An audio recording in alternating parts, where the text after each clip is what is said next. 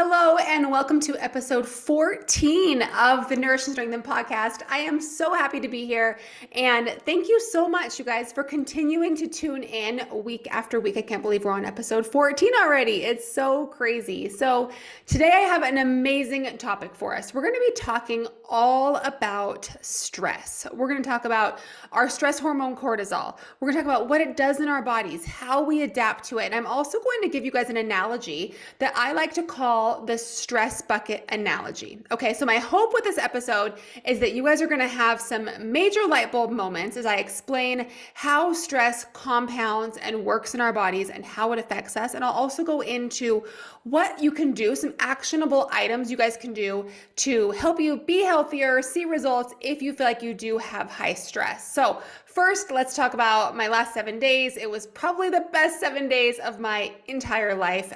Caleb came home from his mission. He was serving for our church, and it was the absolute best day of my life. Absolute best. If you've seen my video on social media, I was like literally shaking with excitement. Oh my gosh, it was so much fun. We had so much just happiness in our house. It was so great. The next day, Brinley actually moved out to college. So that was pretty crazy. Highs, lows, just all the emotions, right? But she's not far away. She's come home every single day since, actually, for just through the weekend. She came home every day because we were doing things with Caleb and stuff like that as a family.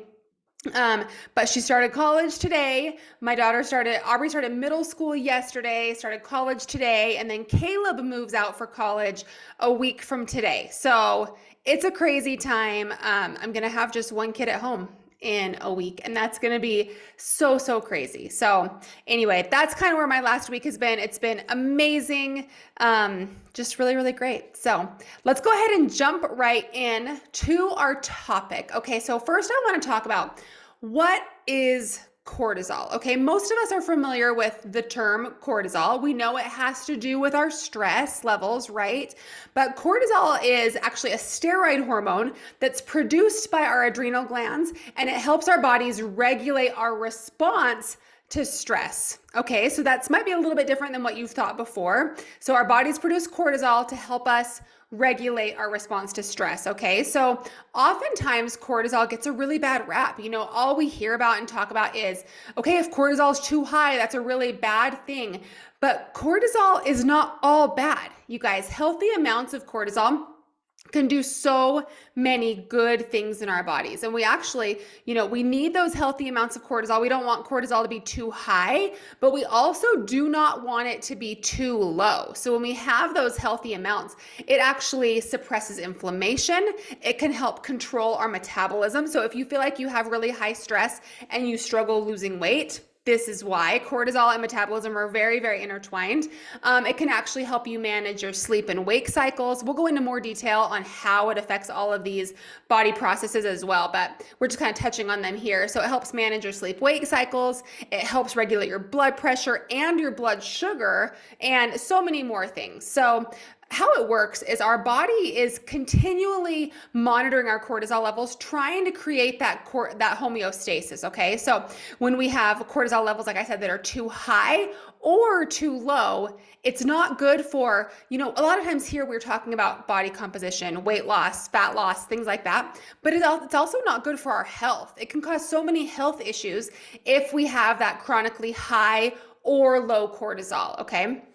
So let's talk about stress. And there's 3 specific types of stress that I want to discuss here, okay? So the first one is acute stress. And so this is like that sudden danger. So an example is like maybe you barely avoided getting hit by a car, getting in a car accident, right? The example that I use a lot or that you hear is like, being chased by an animal. Like, oh my gosh, there's a bear chasing me. That adrenaline jumps up, and we have that really quick, sudden stress, fear, anxiety, something like that. So if you imagine, I think the most relatable one example would be the car accident example. Like if you're driving and someone almost just barrels right into you, and it makes you start shaking, it makes your heart rate go faster, and it makes you start breathing heavier, and it just really stresses you out, right?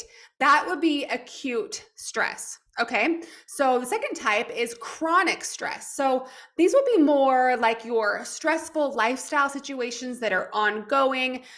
Examples might be a stressful, fast paced job, and it might not be negative. It might be like maybe you have a super awesome job that you absolutely love, but you have a lot of pressure on yourself and it's very fast paced. So that's a positive.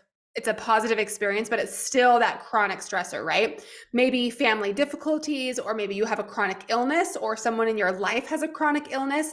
These are more like ongoing, longer term stresses as compared to that car accident example, right? Does that make sense? The third example would be traumatic stress. And so these are things that are, we hear a lot about trauma right now for good reason, right? Life-threatening or seemingly life-threatening incidents. For example, just things that cause a lot of trauma for you. That would be more like traumatic stress, that lead to ongoing fear, anxiety, PTSD, that kind of thing would be more traumatic stress. Okay, so you have that acute, which is that sudden like that burst of fear, stress, adrenaline, anxiety. Your chronic, which is more ongoing, longer term, right? And that traumatic stress, which is usually brought on by a situation you were in the past that causes that stress ongoing after that incident. Okay, so let's talk about what cortisol actually does in our bodies. So almost all of the tissues in our body have cortisol receptors. So I'm going to go over, I touched on how cortisol affects different body processes, but we're going to dive into some detail here because it'll help you make sense of what cortisol is doing and why it might be affecting how you reach your goals, okay, and your health as well. So let's talk about regulating your body's stress response. So during times of stress, your body is going to release cortisol after releasing the fight or flight hormones. So you've probably heard, of adrenaline, right? When something happens, like that car accident example, your body's flooded with adrenaline. That's what makes you feel like all hyped up, right? And so you're staying on this high alert, okay? So in these situations, cortisol is actually going to trigger the release of glucose, so sugar, from your liver for fast acting energy. So it makes sense, right? Like let's just say in the past, like caveman times or whatever, right?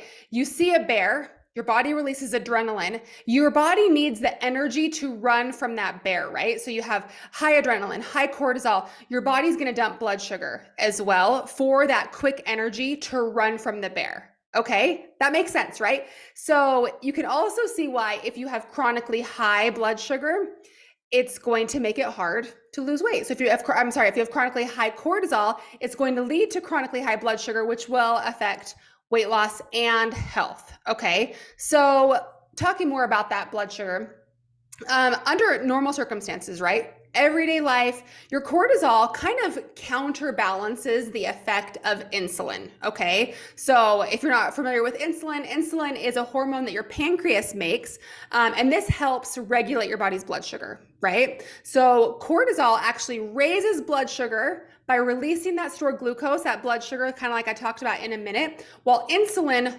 lowers blood sugar. Okay, so do you see how the two kind of, have opposite effects, right? So having chronically high cortisol levels, like I mentioned, can lead to chronically high blood sugar and can also lead to type 2 diabetes down the road, right? So that's kind of how it can negatively affect your health and, weight management, weight loss, body composition goals as well.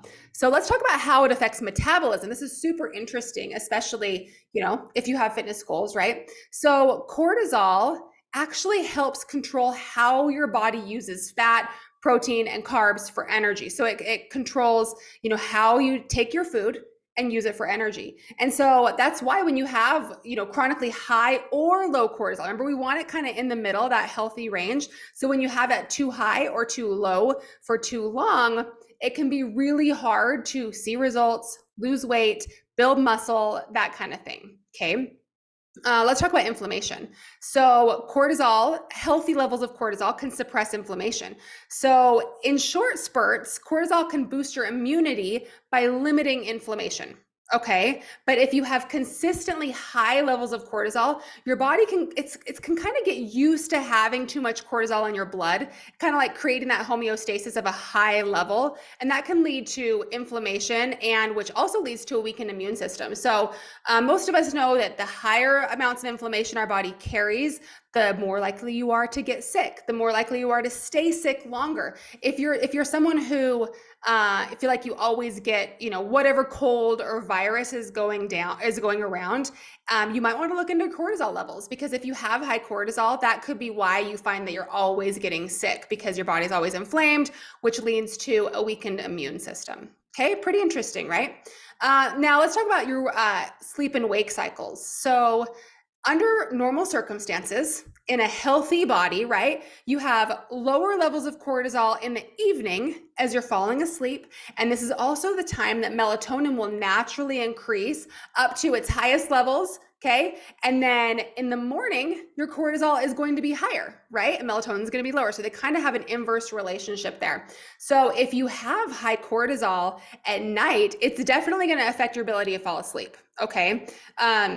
You may also notice this is something that happens a lot. Like as we get closer to 40, over 40, we have, it's harder to stay asleep all night long, right? If you find yourself getting up between 3 and 5 a.m. to like go to the bathroom, and you find that you're kind of feeling wired, your heart rate's kind of going, you have that adrenaline, you could be getting a cortisol dump around that time as well. That can be fairly common. Okay.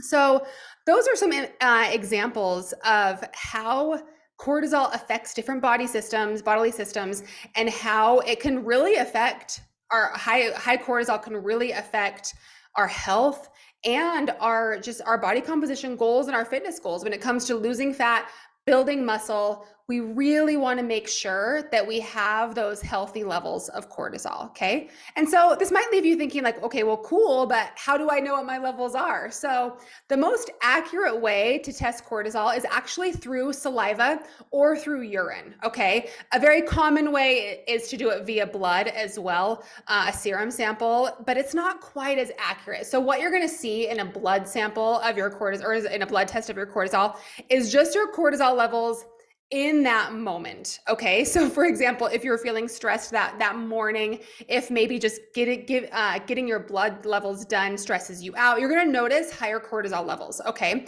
So the best way that I like to do it, I'm not affiliated with this company at all. This is how I do it personally and have clients do it, is I like the ZRT Labs. That's the company. It's just the 3 letters, Z as in zebra, R as in, I don't know, robot. Don't you hate it when you're like, what's an R word? T as in like test. Okay, so ZRT Labs, and it's called the 4-point diurnal cortisol test. Okay, you can just Google it. I can't even remember the website that it sells it on. I always just Google ZRT Labs 4-point diurnal cortisol test, and then it comes right up. It's like $155. They mail you a kit. What you do is there's 4 little test tube things, and you just spit into them. It's kind of a lot of spit. I actually kind of hate doing it, because you're sitting there like trying to gather all this spit in your mouth, and it's kind of a lot of spit, but you do it 4 times throughout the day.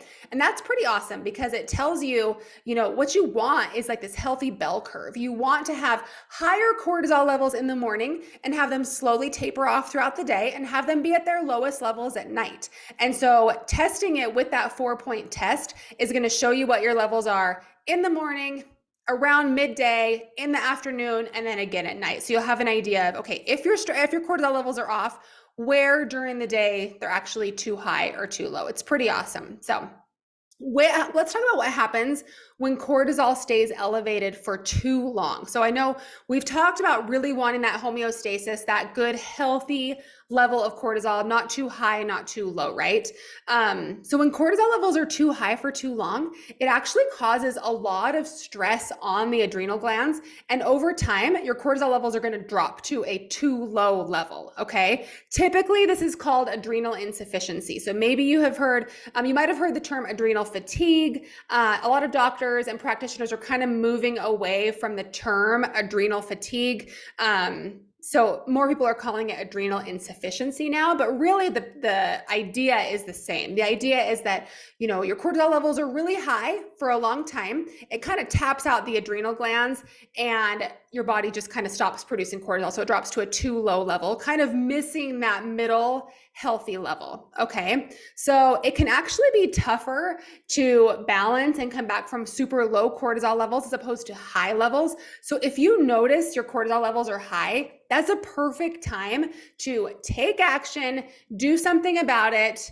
And we'll talk about exactly what you can do in a little bit. So before your adrenal glands tap out and that cortisol levels drop. Okay, so too high is not ideal, but it's better than too low. Okay, so I want to give you guys an analogy here. Okay, so this is kind of a visual analogy. So if you're listening on the podcast, you won't see this. I'm probably going to make a video of it for social media.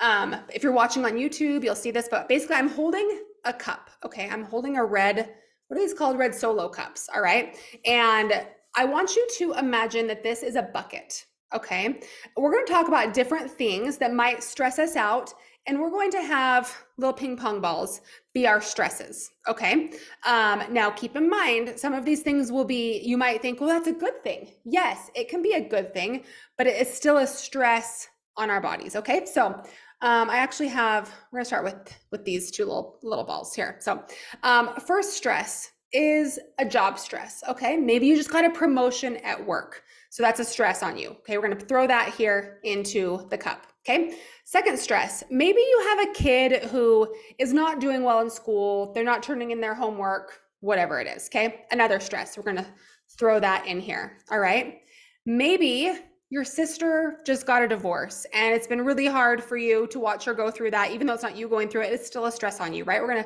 gonna put that in our stress bucket here. Maybe you are struggling to sleep. Okay, maybe you're having a hard time getting enough sleep, going to bed at 12 or 12:30, and you're waking up at 5:30 to get a workout in. That's really low sleep, guys. 5 hours sleep, 6 hours sleep, something like that is not enough. So that's a stress on our bodies here. Okay, you can see, or you can imagine if you're listening, that our stress levels are getting higher. You can see some of these balls over the top of our bucket here. All right.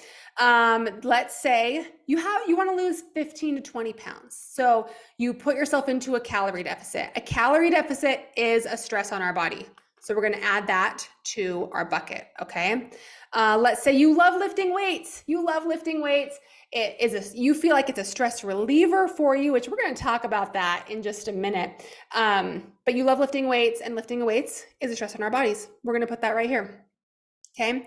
Now, since you have some fat loss goals, you also feel like you need to do 30 minutes of cardio 6 days a week. That's going to be right here. You guys can see here that our stress bucket is getting super, super full. Okay. Then maybe you get asked to volunteer on the PTA and you're like, well, I've got kids in the school. I really should help support. I can't say no. So I'm going to put it here. And pretty soon, you guys, your stress bucket is overflowing. Okay. So you can see that after a while, our stress just compounds. And some of those things we thought were good, right? You might have thought, well, it's a good thing to volunteer at my kid's school. It's a good thing to lift weights. There's nothing wrong with wanting to lose 15 or 20 pounds, right? But that stress, all those little things just compound. Now, I want to do a little caveat here and talk just for a second on those of you that might be thinking, but wait a minute, lifting weights and running, things like that, biking, those are my stress relief, right? That's not a stressor. No way. That is not a stressor on my body. That is my stress relief. Okay. I want you to think about this. That is not your stress relief. That is a physical stress on your body. But what it's doing is it is distracting you from the stress. And so you might think, oh, when I go for a run, I don't feel stressed, so it is relieving my body's stress. That's actually not what it's doing. What it's doing is it's taking your mind off the stress and helping you think about something else. Your body is flooded with those endorphins, those feel-good hormones. And so just for that moment in time, or for maybe that hour, 30 minutes or whatever, you're not feeling the stress. And so you start to crave that. But what that's doing is that's still compounding on all the other stressors that you have going on in your life. And over time, it will overflow. Okay. So for example, I heard this actually on a podcast recently. I can't remember where I heard it. Otherwise I would cite them. If you had a broken arm, okay, if you had a broken arm and you were just thinking like, oh, it's okay, my arm is broken, I'm just gonna still keep running and I'm gonna still keep going to the gym and lifting weights because that's my stress relief. I can't give that up. I'm gonna heal that by continuing to exercise, run, lift weights. Like obviously we all realize that that is not the case, right? But for some reason it's harder to, think about our hormone health and our mental health in that same way, that we really do have to cut back on those stressors in order to heal. Okay. So, what do we do? Let's talk about what can we possibly do? What if you find yourself in a place where your stress bucket is overflowing? What are some things you can do? So let's talk about that. One thing I actually really want to touch on here too, this is kind of one more little tangent, is when you're in a fat loss phase. So if you're in a fat loss phase, for example, if you're working with a coach on my team and you might be thinking, well, I'm trying to lose weight. Why am I not doing a lot of cardio? Let's talk about that for a second. Okay. So we need to choose the stressors that we want to implement. So like I mentioned before, being in a calorie deficit is a stress on the body. Okay. You remember the bucket and we were adding those stresses. Calorie deficit is one of those. So is extreme cardio, not even extreme cardio, just regular cardio. So is lifting weights. Those are all three stresses. And guess what? Those are all three stresses that we can control.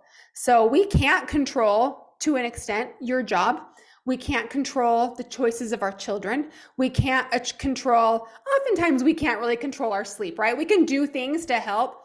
But if you're waking up in the middle of the night, like sometimes that's beyond your control. I totally get that. So there's a lot of things that stress our bodies out that are not within our control. So we have to control what is controllable, okay?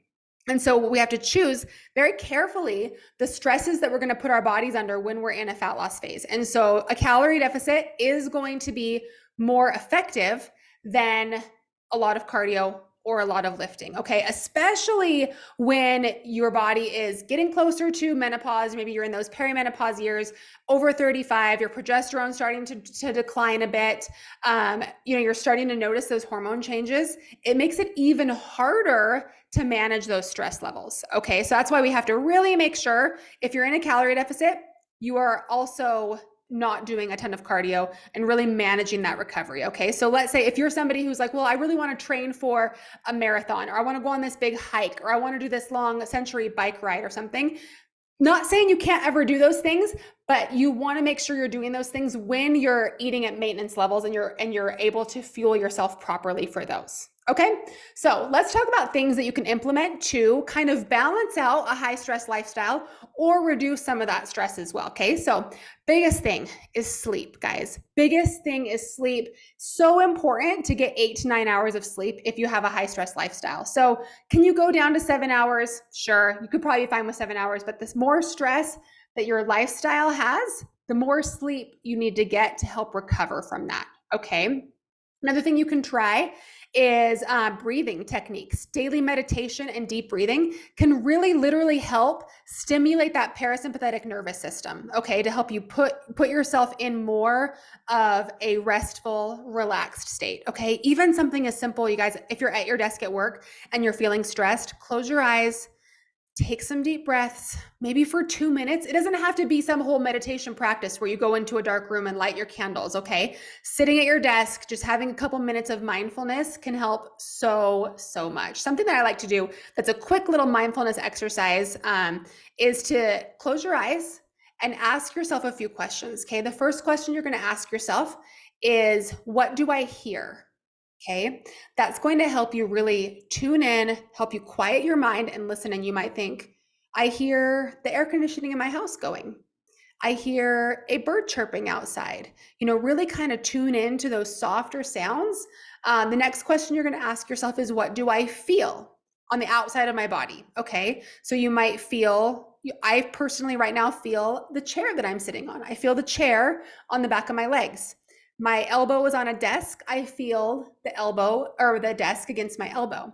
Then you're going to ask, what do I feel inside? This is a great way to tune in, and you might notice, oh, my stomach's kind of growling. I feel a little bit hungry, or my legs are kind of sore from my workout. I feel a little bit of muscle soreness. Just kind of tune into, what do I feel inside? And then you're going to finish off by just taking some deep breaths and really tuning into feeling the breath in a couple areas. You can feel it coming in and out of your nose, or you can pay attention to your chest or your diaphragm rising and falling. So just those few things can really help you kind of zone out from the world, from your stress, and just be mindful for a couple minutes. And it's so, so helpful.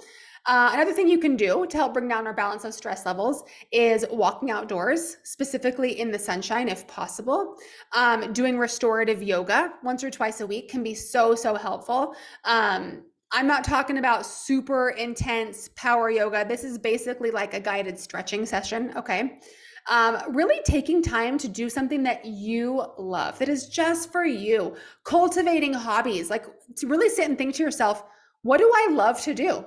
What do I love to do outside of work, outside of being a mom, outside of being a wife? Whatever these responsibilities are for you, what do you like to do outside of them that is just for you? Maybe that's reading a book. Maybe that is doing some sort of a craft. Maybe it's sitting in a hot tub. Maybe it's taking a nap, whatever it is, finding those things that you love.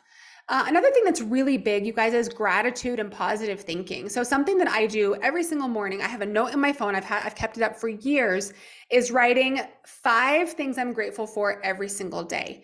And I really try to find the small things, you guys. I try to, instead of thinking my family, world peace, the weather, like I try to think like I am grateful for my laptop because it helps me do XYZ. I am grateful for my pillow.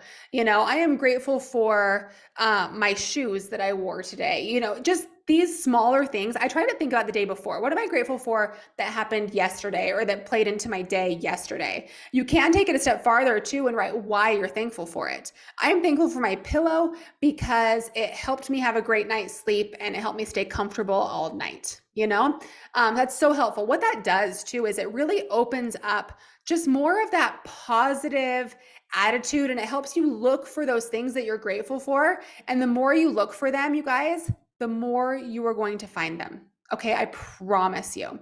And another thing that can be so helpful for keeping that stress down is just maintaining happy relationships. Relationships with your family, with old friends, with current friends, just taking that time to connect with people, have good conversations, laugh, play, these things like that so many of us, especially as adults, especially since we're so busy, we can forget about these things, but they really do play a huge role in managing that stress. Okay.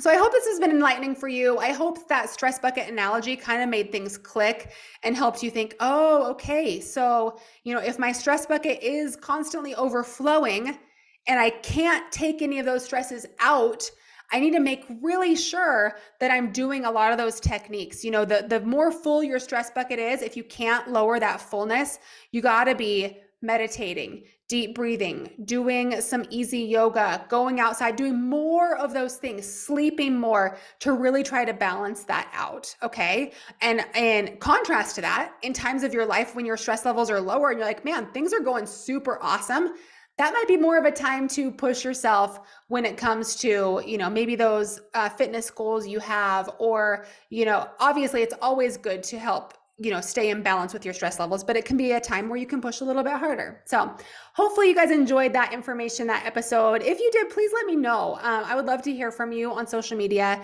Trainer Lindsay on Facebook and Instagram. You can just shoot me a DM, and I would love to chat with you about what you thought about this episode. So I will see you guys next time. Have a great week.